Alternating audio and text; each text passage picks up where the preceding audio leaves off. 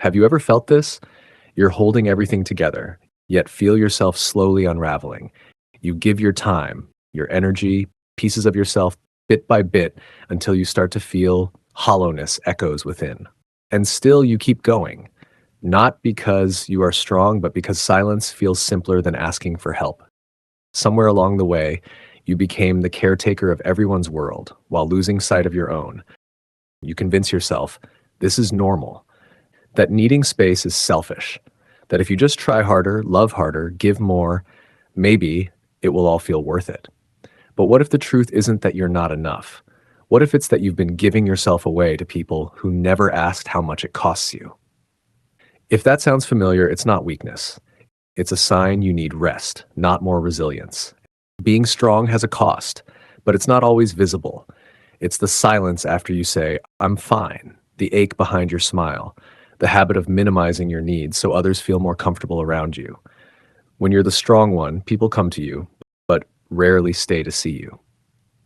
They lean on you, but forget you might be tired too.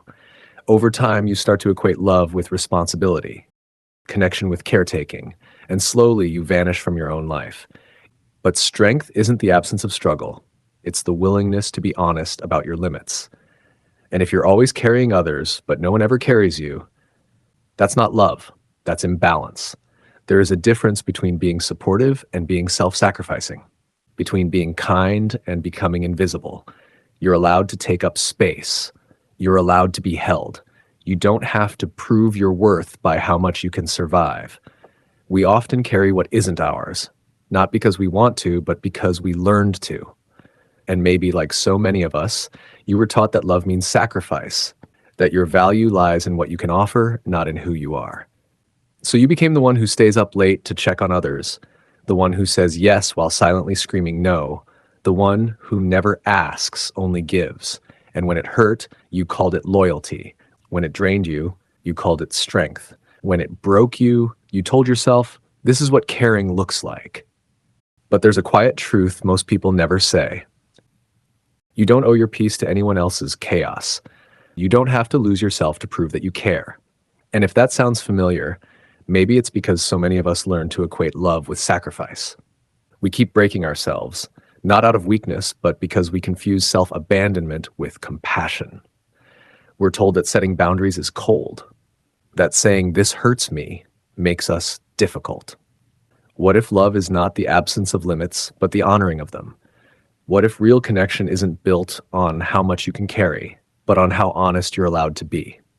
You were never meant to be a container for everyone else's pain. You were meant to feel, to breathe, to live fully, not just function silently in the background.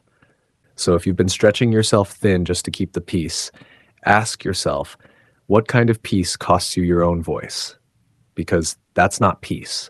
That's quiet suffering. Sometimes what breaks us isn't the weight of what we carry, but the silence of being unseen. You give so much and still wonder if it's ever enough. You shrink your needs, soften your voice, dim your light, just to fit someone else's comfort zone. You try so hard to be chosen, to be loved, to be understood, that you forget. You were never meant to earn your worth. Approval becomes a prison when it costs you your truth. And the more you chase validation, the further you drift from yourself. But here's what they don't tell you. You don't need to be everything for everyone. You don't need to carry every relationship on your back just to feel worthy of love. You can choose peace over performance, wholeness over approval, presence over perfection. Because real connection doesn't demand that you disappear.